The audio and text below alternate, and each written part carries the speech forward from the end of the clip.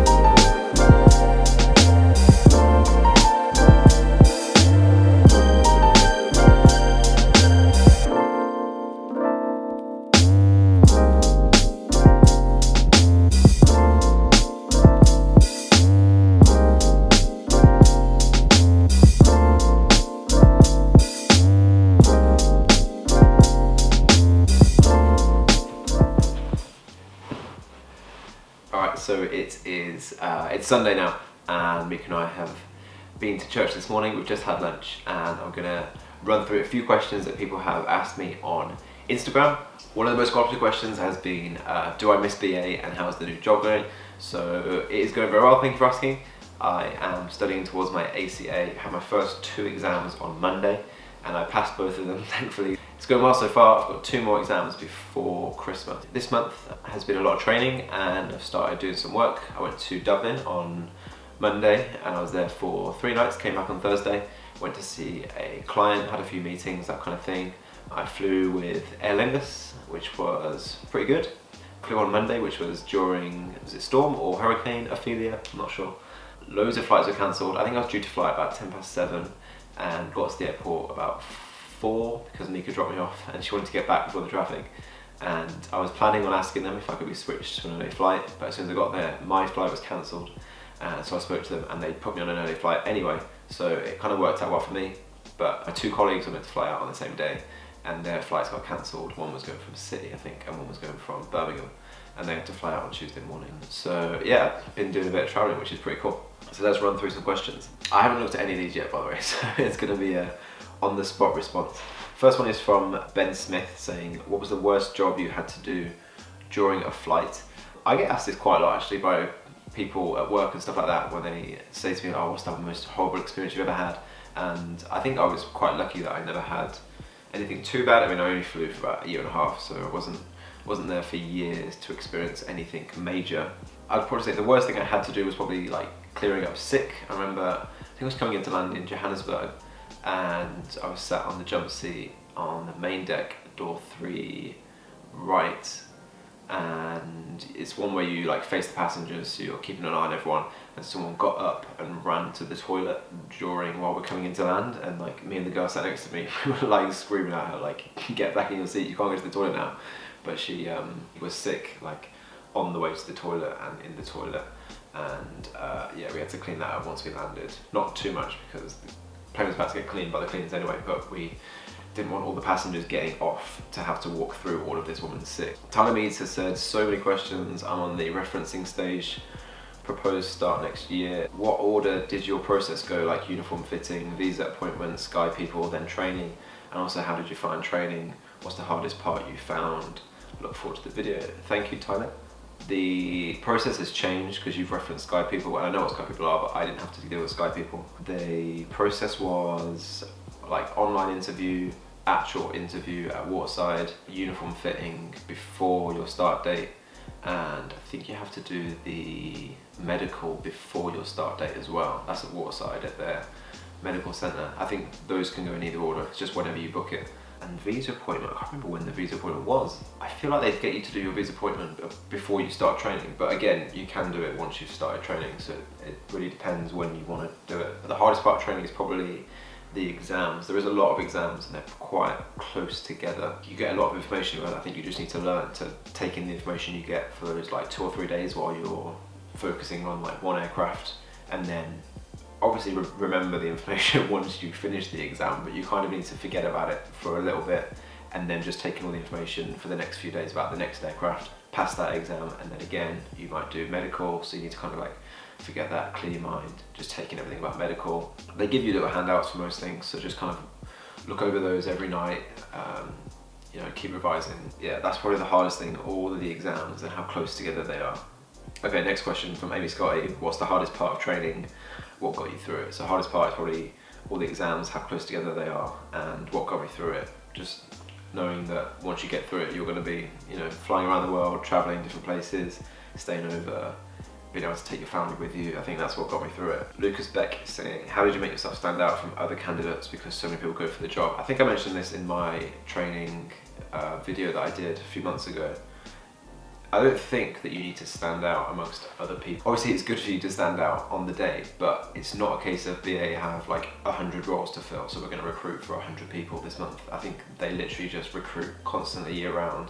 They see good people, they're going to take them. It's just a case of whether you are good enough. It's not being better than other people to fill the quota. In terms of how could you make yourself stand out so you get the job, I'd say just don't be talking the whole time, don't be trying to get all the focus on you. Just say in like the role play and just on the whole day as you conduct yourself, you know, just be like concise, professional, say good things, don't be too quiet, don't be too loud, just kind of, you've got to be in the middle and just look like you've got your head screwed on.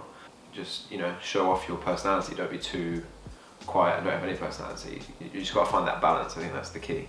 NEHNET.TRN has said, what's your favourite thing to do on a plane?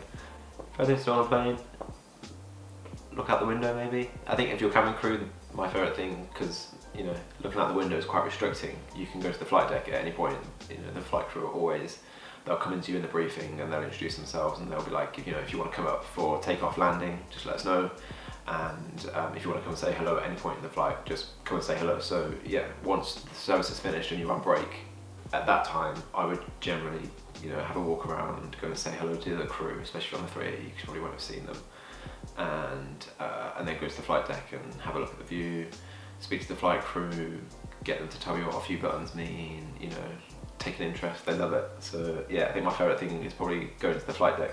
Alice Olivia said, what was the most challenging thing you had to do to become cabin crew for British Airways? The most challenging thing is probably just like the training process itself.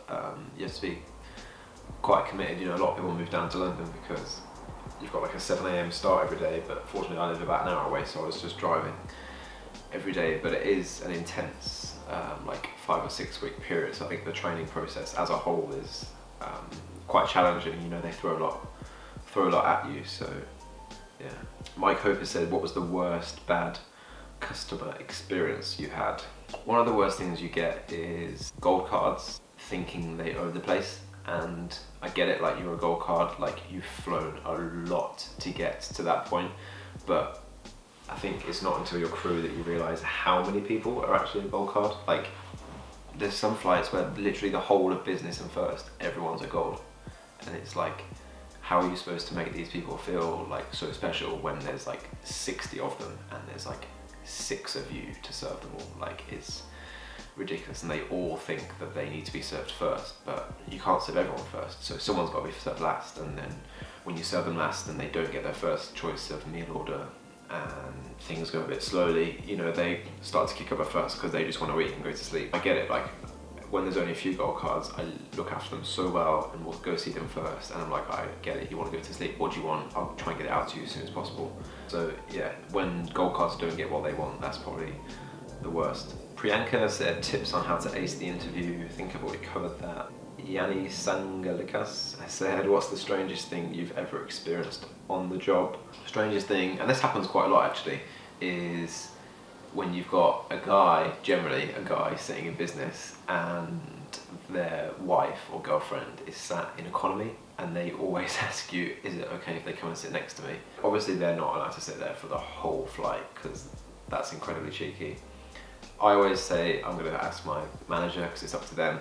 If you're in business, you're not really supposed to have guests come in and sit with you, but if the manager's nice, then they'll probably say, yeah, they can come and sit with you for half an hour and have a drink.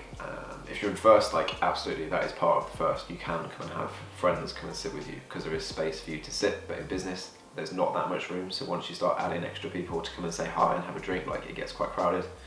So yeah, I think that's the strangest thing, when they quite clearly don't book their wives to sit with them, like just pay for them to sit with you in the first place. Daniel McCornish has said, did you ever get tired of flying doing your job? If so, why? And if not, why? I would say I started flying in February, and then in December I got my current job, so it wasn't long before I started looking for another job. And then I didn't start that job until September, so I ended up flying for a year and a half. But yeah, I think after about half a year, I did start to get homesick, and that's when I started looking for other jobs. But I mean, now I've left the job, I do miss it. Like, it's incredible just being able to, you know, be one side of the world one week, another side of the world the next week. Just, you know, you get there and that's your own time. Like, you can do what you want. I mean, I spent like 3 or 4 days in Dublin this week, but I didn't get a chance to see any of Dublin other than like in the evening when we went out for dinner. Like, I'd love to go to the Guinness Storehouse or something, and that's not something you can do when you're travelling on business. But when you're crew, you only get 24 hours there, but that 24 hours is yours to go and do what you want. So it is an incredible opportunity. Yeah, I did get tired of it, but purely because I was homesick. And I think once I knew I had another job lined up, I started to enjoy it a lot more. Joe Whitham has said, do you need training to change airlines, e.g. BA to EasyJet? Yeah, you would definitely need training, because they would need to train you of their standards. They would need to train you how the aircraft works. Like if you work at EasyJet, I think you're literally trained on the A320, that's it. But a BA, you'll be on the A320, then you'll need to learn the 777, the 704 or the 380. After a while, you'll do 78 as well. So, and I think they've got 330 on the way as well. So yeah, there's a lot more aircraft. You would need to know everything about the aircraft, where all the emergency equipment is, how the doors work, that kind of thing. So yeah, loads of training. I think the only thing you don't need to do is the attestation, which is a bit like your kind of like license to fly on a plane, to work on a plane. And I think that is the thing that happens with Sky people for the first week now, although that was different when I trained, as I said earlier. So I think, yeah, if you switch and you've already got an attestation, I think you can skip that bit. Rob Smith said, did you use a laptop or tablet during training? Yeah, they give you an iPad, which has access to a thing called DocuNet, which is basically all of their manuals, all of the aircraft diagrams, the service standards, loads of different stuff, all the like the flying time regulation hours, that kind of stuff. Like, there's so much stuff on DocuNet, and I'd say if you've got your own tablet, it's good to just use your own from the start, because anything that you think is useful, you can like screenshot it, and then you've got it there saved, and you can make folders, and then once you finish training, you will then use it again once you're flying. Like, you'll probably have the onboard announcements on on your iPad, and if that's your role on the day to onboard announcements, you'll just use your iPad till you get to the stage, maybe when you know it off by heart. So yeah, I'd say they'll give you a tablet, but if you've got your own, use your own. Martine said, how many exams do you have to take and how intense are they? I think in total, how many exams are there? It's funny when you see people on Instagram like, oh, got my wings today, I've passed 83 exams or something, and it's like, no, there wasn't 83 exams. I can't remember, I think there's like 20 or something like that, 20 exams, but then there's loads of little like assessments you have to do like practically, and that's what makes it add up. So yeah, you have to do an exam for like every aircraft medical exam and a few other exams. There's a lot of online learning that you just have to do and complete, like this stuff about like your personality and your behaviour and integrity and like not stealing and how to act when you see suspicious behaviour, and there's all these little online courses that you have to kind of do in your, I think you have to do it in your own time, like when you're at home, or they might give you a few hours to go to the computer room to do that. So there's loads of little exams outside of the main kind of aircraft ones that do make it add up to quite a few. But for a lot of them, if you don't pass, you can just then retake it. You just kind of keep doing the online course until you pass the exam at the end. But the main ones about the aircraft and medical, yeah, those ones, I think if you fail it, you get like a snapshot or whatever they call it these days. This guy's got an amazing Instagram. If you want to check out this guy's Instagram, Jack WT Jordan, he takes incredible pictures. Go and follow him. He said, I don't know if I'm too late or my question is irrelevant, but I'm currently applying for a graduate role at BA as an analyst and was wondering whether you have any broad tips or suggestions of things BA look for to help me with the process. Yeah, I mean, I'm not too sure what they're going to ask you in the interview. I suppose a lot of the things would be consistent across BA, because I think whenever I went to Waterside, you would see a lot of the same, I've completely forgotten what they call them now, like the hallmarks. Right, I've done some research for you, Jack, and British Airways has 5 behaviours that they look for, and then they have 4 service hallmarks. I think the service hallmarks are probably more to do with cabin crew, but the 5 behaviours might help you out. So the 5 behaviours are keep promises, look the part, do things properly, find solutions, and treat everyone as an individual. And the service hallmarks are set the tone with a warm welcome, share what you know when it helps, be there for customers and invite them to approach you, and then finally listen and make things better now. So I don't know how much that's going to help you, but I'm sure you'll smash the interview, don't worry. Okay, a couple more questions. Fab13073 said, do you have to live in the UK to work for BA? For example, if I live in Ireland, we'll be able to work for Heathrow, Gatwick Fleet. So you don't necessarily have to live in the UK. I know a lot of people that live in Ireland and they fly over. It's just going to be expensive for you. So it's up to you. Like, if you want to live in Ireland, you can live in Ireland. You'll just have to fly to Heathrow to get your flight to start at Heathrow. You can't start in Ireland or anything like that. So it's up to you. And the final question is from Bernardo saying, what languages do you speak? I only speak English. You don't need to know any languages to work for British Airways. I think the only routes that have language speakers on them are mainly the Asian ones, so like Japan or Korea. Chinese routes, they have language speakers on them, but generally the language speakers are based in the destination, like they start their journey in China. So you'd see the crew that you go out with, that would be their return leg, and then the crew that you come back with, that would be them starting their route. So yeah, most of the language speakers are based abroad. There we go, that is all the questions for today. I hope you found that useful. I'm going to spend the rest of my Sunday watching the NFL, of course, and the Formula 1 is on today, and Mieke and I are really getting into Strictly Come Dancing and the X Factor, so it's a big day of television ahead. Very important. I hope you are having a good weekend. Thank you so much for watching. If you did enjoy it, please give it a thumbs up and don't forget to subscribe for plenty more videos to come.